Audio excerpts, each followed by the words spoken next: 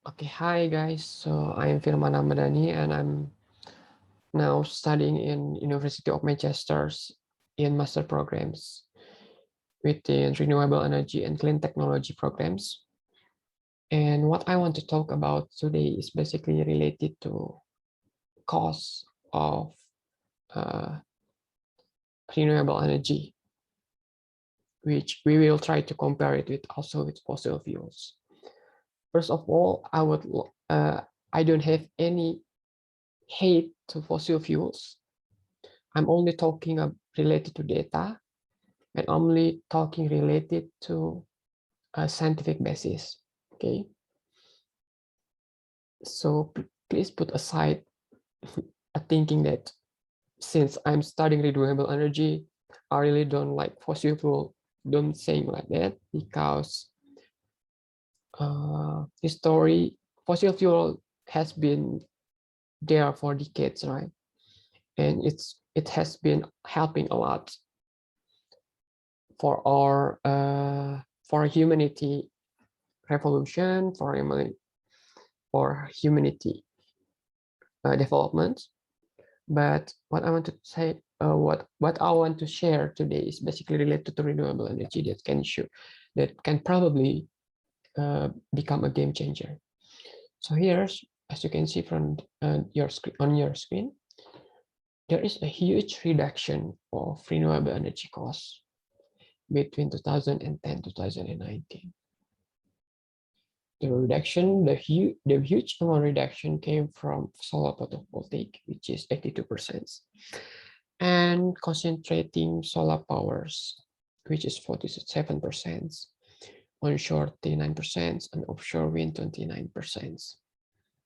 Maybe some of you quite a little bit confused between solar photovoltaic and concentrating solar powers. Solar photovoltaics use solar cells, which basically, if you see a black type of uh, thin layers in rooftop, for example, that's what we call uh, photovoltaic cells. Okay, concentrating solar power is usually we try to harvest the energy of the sun by accumulating it using mirror, for example.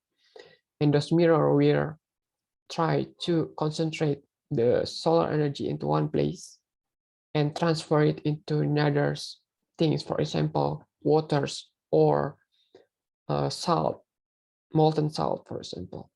And those liquid will absorb the energy, the temperatures will increase, and thus we can utilize those energy by rotating turbine or something. That's for concentrated solar power. Okay, it's different from solar photovoltaic. Onshore and offshore, this is the same kind of turbine, wind turbine, which is wind turbine, but the difference is on the place. Okay, onshore and offshore. And here's the data of how the cost of renewable energy reduced from time to time. This is in a range of years, 2010 and 2019.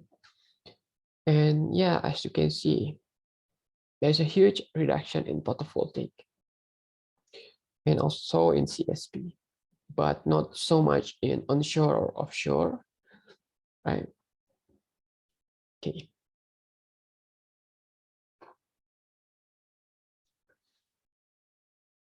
Okay.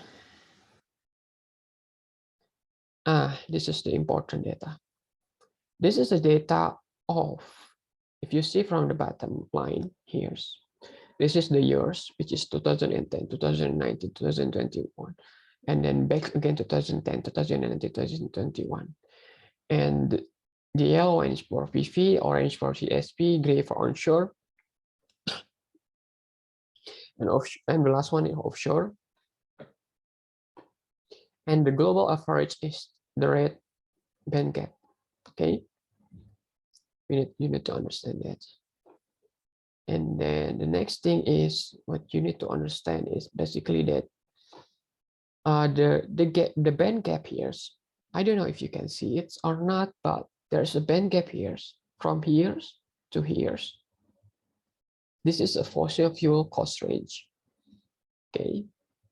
And as you can see now, the photovoltaics, the onshore winds is already below those value of the most cheapest fossil fuels. Probably CSP will be there in 2 or 3 years, and onshore wind probably will be there in the same time. And here's the interesting thing: it showed that with USD $1 million, how much of photovoltaic we can invest in 2010 is only 213. You know, in 2019 it's become almost more than 1 megawatt. Offshore from 500, it becomes 670 kilowatts. It's a huge increase actually for the investment. Okay.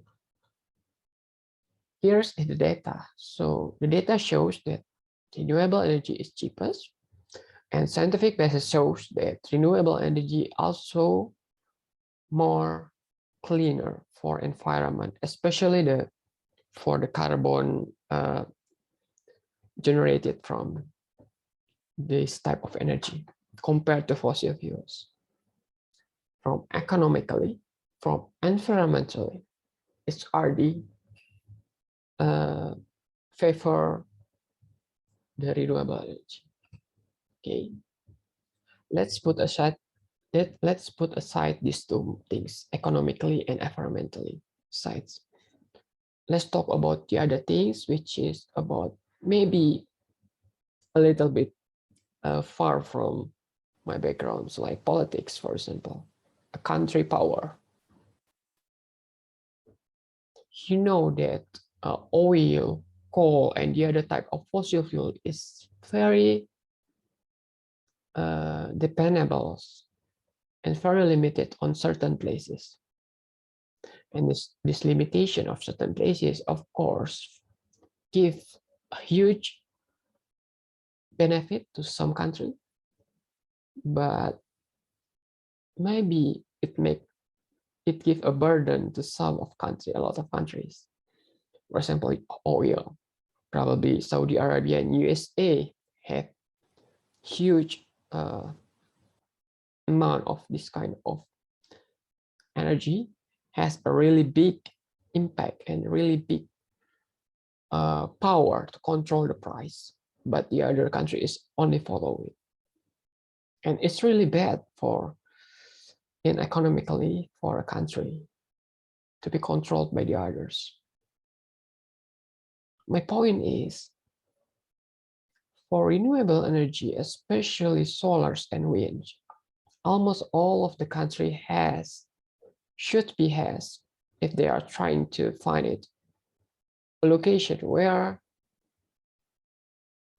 firstly, the energy is available.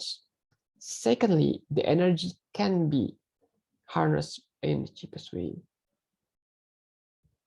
So yeah, basically, yeah, of course, some country probably can try to find oil, but oil is theirs, but the technology cannot take it in a cost-effective way or in a cheap cost threshold. But for solars and wind, it's already theirs, and the risk is also very low, since, for example, not like oil that we cannot really see it. If you want to see it, we need to use technology, right? A really half advanced and expensive technology. But for the wind and solars, we can, yeah, very easy to find it.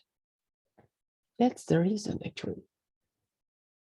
Not only related to environmental, not only related to economic, but also related to how a country has a free will to control their own energy, and a country can has a freedom not to be controlled by the others because of the limitation of resources. So that's the facts. And for the conclusions, I will leave it for you guys to think about it. Either this renewable energy is the futures or not, I will leave it to you guys to think about it. Okay, so that's all for now. Thank you. Bye bye.